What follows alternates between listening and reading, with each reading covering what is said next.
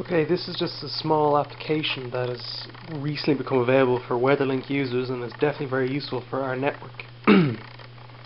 What I have in front of me is just an iPod Touch.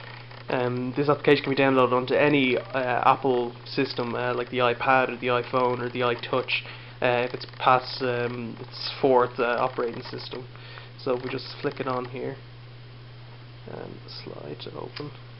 You can actually see one of the applications I've downloaded is in the bottom corner here. It's called Weatherlink.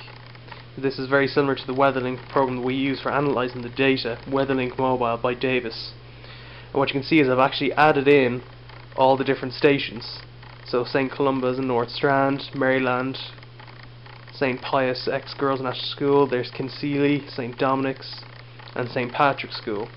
Now this is live information as it is recorded on the website. These temperatures on the side, we'll talk about those in a second. But this is handy for monitoring the network, because as you can see here, 7th of October 2010, and it gives the time. These are the current conditions. If this appears in red, I know that that station is no longer functioning, so this is actually a handy way of monitoring the network. And like a laptop, it requires internet access anyway, so this is just a faster, more efficient way of doing it. What we have on this application is the current conditions. If I scroll over here, you have the current conditions for the 7th of October, the highs and the lows, and all the different weather features that are being recorded and calculated. On the next screen we have the highs and lows for October as a month for this station, and again all the different variables that have been calculated out. And here we have the highs and lows for 2010. The highest temperature in 2010 recorded by this station so far is 21.7 degrees.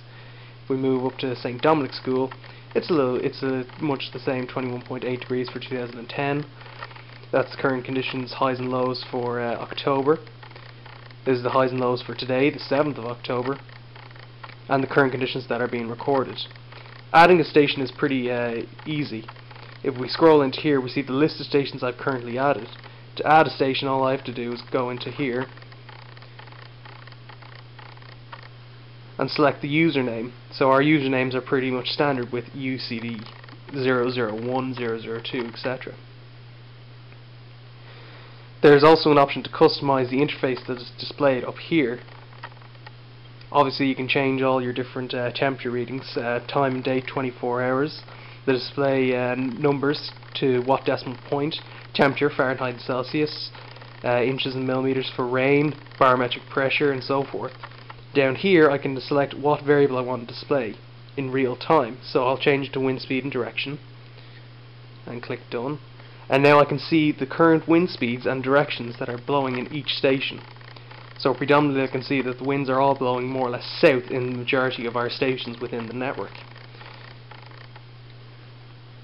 And they'll allow rain rates, barometric and trend. That's quite a nice one as well. The trend is falling, falling, falling, so I can tell that the pressure overall in Dublin is now falling. It's pretty intuitive as well. For our example being Kinseely, we have the highs and lows for solar. So that's 561 watts per meter squared. We have the solar for the month, the high, and the solar for the entire year so far. That's the highest, the peak solar radiation that was recorded by Kinseely station. So that's just another way for us to monitor the network. Davis are constantly coming out with things. As I see this evolving, there'll be an option to scroll over and see a picture of the station, maybe give its location on Weatherlink, and all sorts of additional information that can probably be built into it. It should be noted that this doesn't have data logging capabilities as of yet.